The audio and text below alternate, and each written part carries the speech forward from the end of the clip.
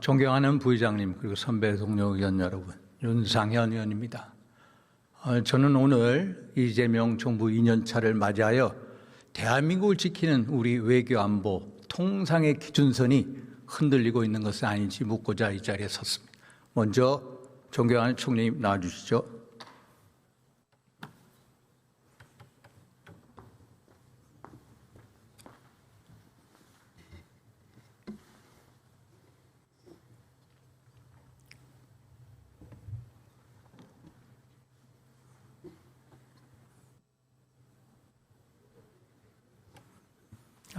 총리님, 작년 한미 정상회담에 대해서 청와대 대변인이 합의문이 필요 없을 정도로 잘된 회담이다. 또 작년 11월 한미 통상 조인트 팩트 시트에 대해서 민주당 당 대표께서 너무나도 잘된 합의다라고 했는데 맞습니까? 동의하십니까? 네, 그 당시에 그렇게 발표했던 것을 기억하고 있습니다.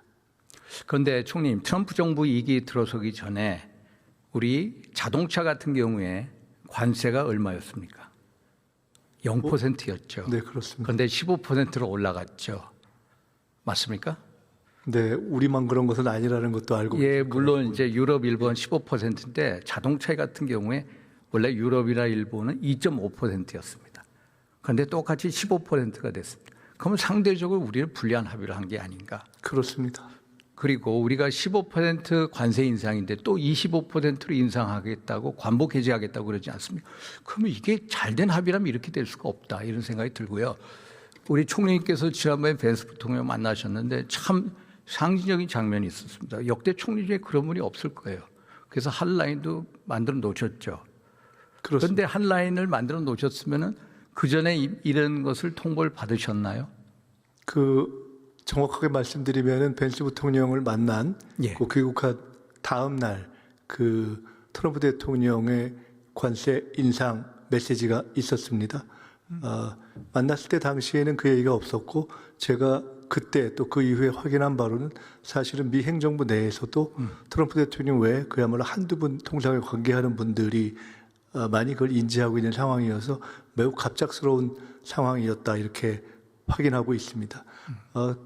그 한라인 또는 그 소통망이 의미 있느냐? 의미 있다고 봅니다. 왜냐하면 한라인 만드셨으니까 네, 그 이전에 있었던 다양한 통상 관련한 그 연락망 또는 대화 채널에 더해서 벤스 부통령과도 논의를 하면서 그 이후에 논의가 진행됐고 아시다시피 현재 관보 게재는 저희들이 유보하고 있는 상황으로 노력을 하고 있습니다. 예, 핫라인을 더 보강시켜서 위기 대응 채널로 활용해 주십시오. 네, 계속 그렇게 하겠습니다. 김용목 정책실장이 이렇게 갑자기 미국의 관세 인상 압박이 100% 입법 지연 때문이다. 동의하십니까? 저는 그거 100% 그렇게 확인하고 있습니다. 아니 그런데 정부 여당이 한번 보십시오. 지난번에 특검법, 노란봉투법, 검찰청 해체법 속전속결로 일방통행 처리하지 않았습니까? 그런데 왜 국익이 가장 연관되어 있는 대미투자특별법을 왜 방치하셨나요? 글쎄요, 방치는 아닌 것으로 알고 있고요. 지금이라도 그러면은 일방 처리하기는 좀 그렇지 않습니까? 예, 이에 대해서 아시다시피 이것을 비준으로 해야 되는 것이 아니냐라고 야당 측에서도 제기해 오신 바가 있고 가급적 이 문제를 의논해서 처리하려고 시간이 진행된 것으로 알고 있는데 다행히 지금이라도 여야 합의로 진행되고 있기 때문에 가급적 빠른 시기 2월 안에 처리될 것으로 기대하고 있습니다. 100% 입법 지연 말고도 벤스 부통령 만났을 때 쿠팡, 손의원 목사 구속권 이런 것들이 복합적으로 작용한 건 아닐까요? 저는 그렇지 않다고 100% 확신합니다. 그것은 여러 가지 채널을 통해서 확인한 바 다 그렇습니다. 미국과 한국의 관계가 또 미국이 한국의 통상관계를 바라보는 눈이 예를 들어 한 기업의 문제 때문에 그 통상 전체의 틀을 흔들 정도로 미국 자체가 보고 있지 않다 하는 생각을 하고 있습니다. 그러나 이제 분위기는 나쁜 건 아시죠? 여러 가지 이슈가 다양한 채널로 예를 들어 의회 내에서 일정한 의원들 또는 정부 내에서도 그에 관심을 갖는 분들이 관심을 갖는 사안이라는 것은 분명하나 그분들도 전체 틀에 있어서 관세 협상의 틀을 흔들어야 할 그런 일종의 지렛대 내지는 사안으로 보고 있지는 않다는 것도 동시에 확인하고 있습니다. 그럼 갑자기 이렇게 잘못된 게 트럼프 정부의 어떤 변덕입니까? 아니면 우리 정부의 위기 대응 아까 능력의 말씀처럼 한계입니까? 아까 말씀처럼 이 대비 그 투자 관련 법안 이것이 첫째 빨리 진행이 안 되고 있다. 그렇게 되다 보니 투자 프로젝트에 대한 결정이 빨리 안 되고 있다. 그렇게 되다 보니 실제 투자한다고 하는 투자 자금이 이렇게 납입되지 않고 있다. 이 세 가지에 대한 불만이 있었던 걸로 보이고 사실은 그러나 그 세 가지 다 저희들이 특별히 기간을 어긴 것은 없습니다. 아시다시피 기간을 어긴 것은 없지만 FTA가 잘못돼서 현재의 관세 협상이 시작된 것이 아닌 것처럼 기간을 어기지 않았지만 빨리 진행이 안 된다라는 그러한 여러 가지 불만과 압박 의지가 작동했다고 보기 때문에 저희들은 이번 관세 협상이 시작된 것 같은 이 기울어진 운동장에서 그렇듯이 이 상황도 잘 풀어야 된다고 대응하고 있죠. 저는 기본적으로 트럼프 정부, 이재명 정부의 불신의 강이 흐른다라는 느낌을 많이 받습니다. 그래서 근본적으로 이런 문제가 재발되지 않기 위해서는 초당적인 대미 외교 통상 사절단을 보내는 게 어떠냐. 초당적으로 정치인, 기업인, 학자, 문화예술인 등 한 20명을 뽑아서 미국 조야에 보내서 의회, 정부, 백악관, 투루 대대적인 아우리치 활동을 해야 된다. 그래야 이런 불신을 해소한다. 어떻게 생각하십니까? 아주 좋은 말씀이라고 보고요. 초당적인 그런 외교 활동을 여야 함께하는 건 첫째 굉장히 필요하다고 봅니다. 다만 조금 전에 불신의 강이 흐른다는 표현에 대해서는 동의하기가 어렵습니다. 불신의 강이 흐른다면 지금 외교 문제 이렇게 풀기 어렵지 않겠습니까? 만약 여야 합동으로 간 의원 외교 팀에서 그 중에 야당 의원들이 알고 보면 이 여당은 참 나빠요. 급한 문제 잘못 풀고 있어요. 종교를 탄압하고 있어요. 이런 얘기를 하면서 오히려 외교 관계를 악화하려는 그런 노력을 하지 않는다면 그런 양식을 가진 어떤 초당적 의사를 가진 분들이 함께 한다면 저는 매우 좋은 제안이라고 생각합니다. 그래서 대통령께 한번 건의해 보시죠. 그렇게 하겠습니다. 한중어업협정에 보면 PMZ, 소위 말해서 Provisional Measures 정원, 소위 잠정 조치 수역. 여기에 2018년부터 중국이 뭐 션난 1, 2 연어 양식 시설이죠. 기관 시설 부표 13개 한 건 알고 계시죠? 네, 그렇습니다. 한중어업협정 위반이죠. 네, 그 관련된 문제가 있다고 봅니다. 그래서 최근에 이 기관 시설, 소위 말해서 이 플랫폼은 없앴죠. 네, 그 밖으로 나갔습니다. 밖으로 나가는데 정부가 노력한 걸 인정을 합니다. 그 어떤 후일담 같은 거 있으십니까? 뭐 후일담을 말씀드릴 사안은 아닌 것 같고요. 정부의 요청과 노력이 있었고 사실은 의원님께서 잘 아시다시피 그 문제에 대해서 중국 측이 그렇게 쉽게 수용적으로 변화를 가져올 거다, 그렇지 않을 거다, 상당히 어려울 거다라는 관측도 많이 있지 않았습니까? 어찌됐건 변화가 있었습니다. 그리고 100%다 문제 해결이 된 것은 아니라고 보고 저희들이 지속적으로 노력해 가겠습니다. 남을 시설도 철거 예정입니까? 네, 계속 노력하고 있습니다. 만약에 안 되면 강제 철거 생각하세요? 지금 뭐 이미 하나가 외교적 노력에 의해서 그 진전되고 있는 상황에서 그런 가설을 가상할 필요는 없습니다. 예를 들어서 만약에 강제로 철거할 경지까지 온다면, 만약에 중국이 끝내 굴복을 안 한다면 비례성의 원칙에서 맞대응을 해야 할 필요성이 있다라는 말씀을 드립니다. 아시다시피 베트남 방식이 있지 않습니까? 남중국에 보면은 남사군도 서사군도를 둘러싸고 이 중국하고 말레이시아, 브루나이, 인도네시아, 베트남, 필리핀 싸우고 있는데 베트남 방식이 아주 유효합니다. 소위 말해서 인공섬에다가 인공섬을 한 수십 개를 만듭니다. 2021년부터. 그리고 거기에다가 화약고, 활주로, 방어벽, 군사시설을 만들어요.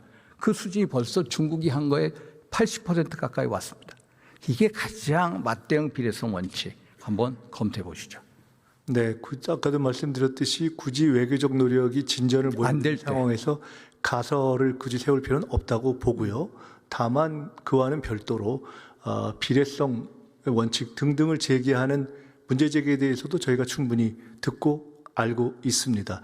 이와는 약간 다른 사안이지만 대통령께서 중국과 관련된 여러 사안 중에 예를 들어 어선들의 우리 침범 문제라든가 이런 등등에 대해서 매우 강력하고 단호한 조치를 취해야 한다는 입장을 쭉 취해 오신 걸 아실 것이라고 알고 생각합니다.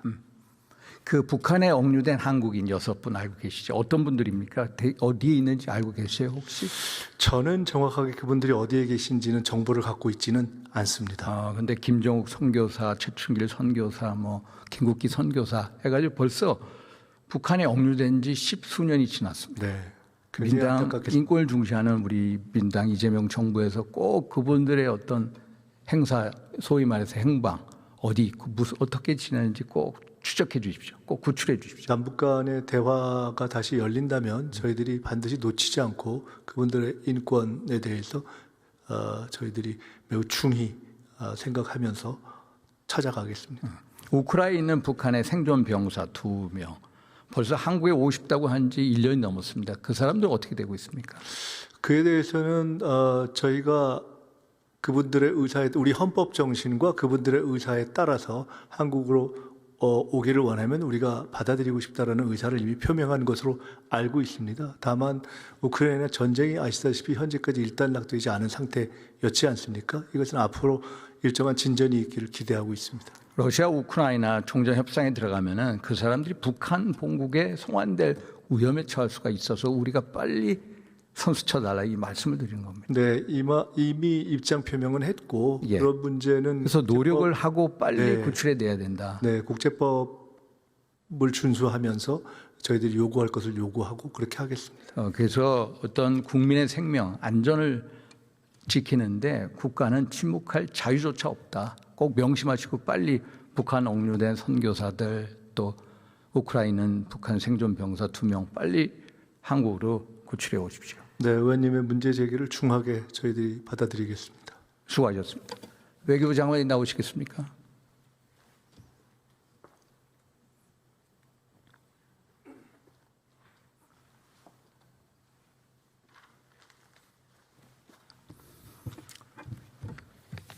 장관님, NSS가 뭐죠?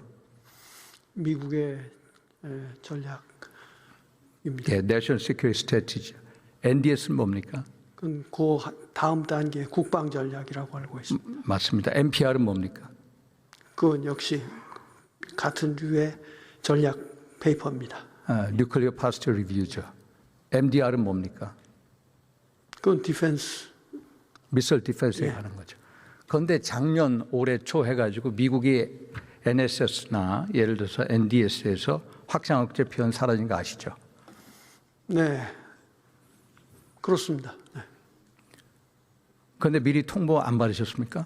계속 논의를 해왔고 그 후에 저도 직접 확인을 했습니다.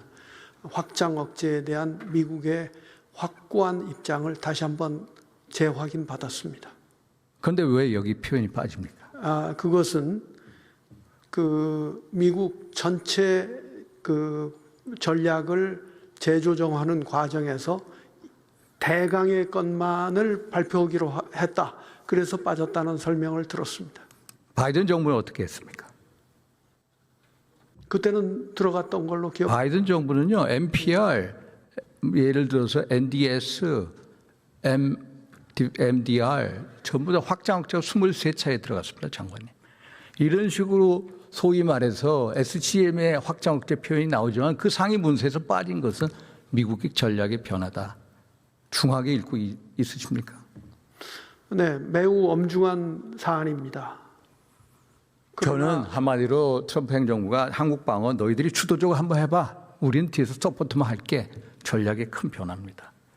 그런데 이 와중에 우리는 전작권 전환하려고 합니다. 전작권 전환 목표 연도가 언제입니까? 27년 상반기입니다. 네. 27년, 28년까지 하려고 했다는. 그럼 우리가 전작권 전환에 대해서 그 기초 조건 3가지 알고 계십니까? 네. 그래서 뭡니까? 지금 3가지에서 상세한 세부 조건을 다시 만들어가면서 지금 한미 국방당국 간에 체크를 해나가고 있습니다. 그런데 지금 앞서 말씀하신 그 extended deterrence는 그 문제는 제가 다시 한번 이번에도 확인을 했는데 미국이 확장 억제를 분명히 해주고 우리는 그 컨벤셔널 분야에서 확실히 우리의 그 국방비를 3.5%로 늘리고 함으로써 이 지역의 안정을 가져올 수 있다.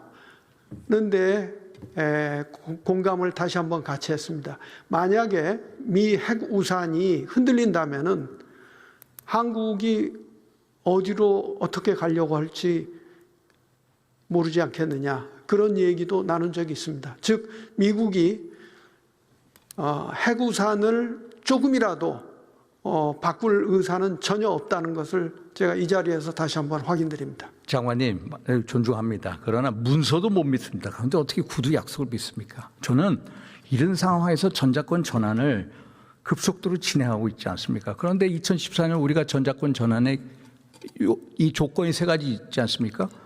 한미, 소위 말해서 한국 주도의 연합방위태세. 두 번째, 포괄적 북핵 미사일 대응 능력. 세 번째, 전자권 전환에 필요한 한반도 안보 환경. 그런데 일본은 아무리 잘한다, 2028년도까지 마친다고 하더라도 2, 3번 조건이 안 됩니다. 그리고 2014년 우리가 조건에 기초한 전자권 전환할 때 그 당시의 전쟁의 개념과 지금 북한이 핵무기를 100개 가까이 가지고 있다는 이 상황에서의 어떤 전쟁의 이 패러다임 자체가 바뀌어 있거든요. 그런데 우리는 계속 이걸 갑니다. 익스텐드 디터런스 구두로 하니까 믿어주겠다, 전자권 전환하겠다. 저는 이게 어렵다는 겁니다. 장관님, 북한이 핵 보유국입니까? 핵을 보유하고 있는 것이 엄연한 사실입니다만은 NPT상의 핵 보유국은 아닙니다. 인정합니까? 안 하십니까? 핵이 있다는 것을 확인할 수 있습니다. 인정하세요? 그게 인정을 어떻게 하느냐에 이재명 대통령께서는 북핵 분축 회담하자고 하는데 인정하는 거 아니십니까?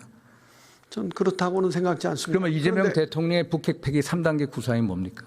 우선 중지하고 핵 생산을 중지하고 그다음에 감축해 나가고 궁극적으로 비핵화를 이룬다는 것입니다.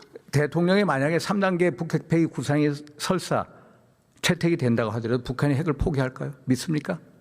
저는 여건이 충분히 조성된다면은 비핵화의 길로 들어갈 것이라고 믿습니다.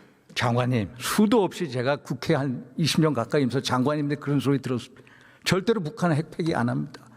1992년도 한반도 비핵화선은 지켜졌습니까? 2005년 9.19 공동성명 지켜졌습니까? 2018년 4월 27일 한반도 비핵화선은 소위 말해서 이 판문점선은 지켜졌습니다. 절대로 북한을 믿을 수가 없습니다. 우리는 자구책을 준비해야 됩니다. 장관님, 소위 말해서 미국 조야 잘 아시죠? 한반도에 전술핵체 배치하자, 그 한국 핵무장하자, 이런 논의 있는 거 아시죠? 전술핵 배치 주장하는 분들이 누구입니까? 네, 미국 내에서 일부 있지만은 정부 내에서는 분명히 여기에 대한 것은 의회는 어떻습니까? 의회에서도 그 필요성에 대해서 일부 얘기하고 있을 뿐이 아니, 제임스 리치 상원 외교위원장이 전술핵 배치하자고 그럽니다. 로저 워커 군사외교위원장도 하고요. 안 그렇습니까? 존 볼튼 백악관 국가안보장관도 얘기합니다. 그 외에 에드윈 풀러, 소위 말해 헤리티지 그 체어맨 하셨던 분, 그분도 그렇고. 아니, 한국에서 그러면 한국의 핵무장을 주장하는 사람 어떤 분들이 있습니까? 제가 이번에 지난주에 만난 상원 의원들은 전부, 그 중에서도 특히 한 분은 심지어는 그 한미 간에 합의된 그 민간 원자력 협력 협정의 개정에 대해서도 우려를 표명하여서 제가 충분히 설명하고 돌아왔습니다. 즉 무슨 얘기냐면은 우선 그 전에 한 가지 말씀드리겠습니다. 예. 미국의 핵우산에 대한 우려, 이 문서보다 더 중요한 것이 한국의 전략적 위치라고 생각합니다. 미국이 보는 전략적 중요성 때문에 저는 문서나 말과 못지않게 훨씬 더 중요한 미국의 전략상 미국의 핵우산이 흔들리지는 않을 것으로 장관님, 믿습니다. 전략적 중요성이 계속 퇴보하고 있습니다. 전략적 유연성이란 그런 거 아닙니까? 주한미군을 빼겠다는 거 아닙니까? 그래서 장관님, 저는요, 일본 한번 보십시오. 다카이치 사나이 오늘 326석 중의원 이겼습니다. 다카이치 사나이 내각에서 벌써 고위 관리가 핵무장 하자는 얘기 나온 거 보셨죠?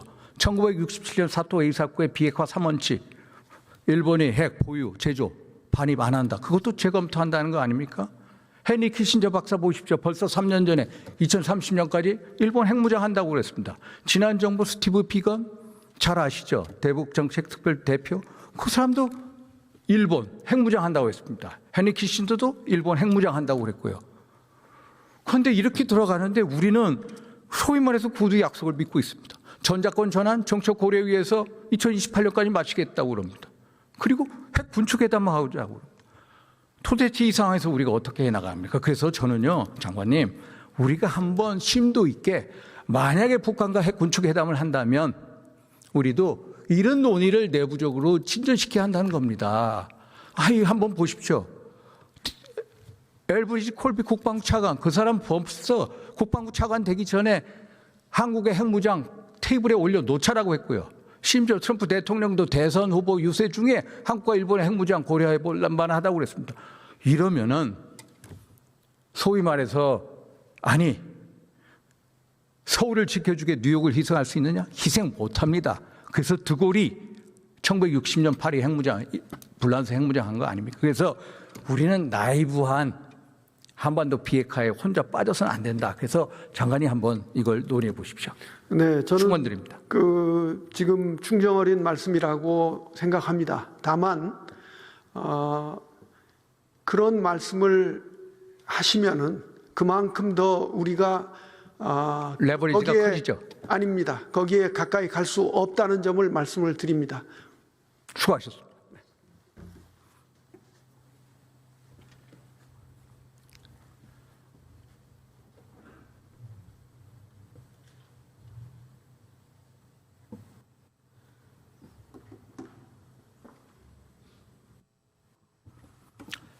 제가 오늘 문제드린 모든 문제의 본질은 대한민국을 지키는 외교안보 통상의 기준선이 흔들리고 있다는 사실입니다. 미국의 NDS에서 핵 확장 억제 표현 빠졌습니다. 그리고 대통령은 북한 비핵화 대신에 핵 군축회담을 북한과 하자고 합니다. 그리고 전자권 전환은 정책 고려에서 매우 빠르게 진행이 되고 있습니다. 조셉 나이 전 하버드대학 교수죠. 조셉 나이는 안보는 산소와 같다고 했습니다. 맞습니다. 안보는 3분도 보장이 안 되면 바로 죽음입니다. 이재명 대통령의 자주국방은 기본 중에 기본입니다. 저도 전적으로 동의합니다. 그러나 안보는 낙관적인 수사로 유지될 수 없고 낙관적인 수사로 포장돼서도 안 됩니다. 국민이 믿을 수 있는 확실한 안보 억제책으로 정말로 대한민국의 외교안보 통상의 기준서를 확고히 지켜주실 것을 다시 한번 대통령과 여기 내가 계신 분들께 당부드립니다. 경청해 주셔서 감사합니다.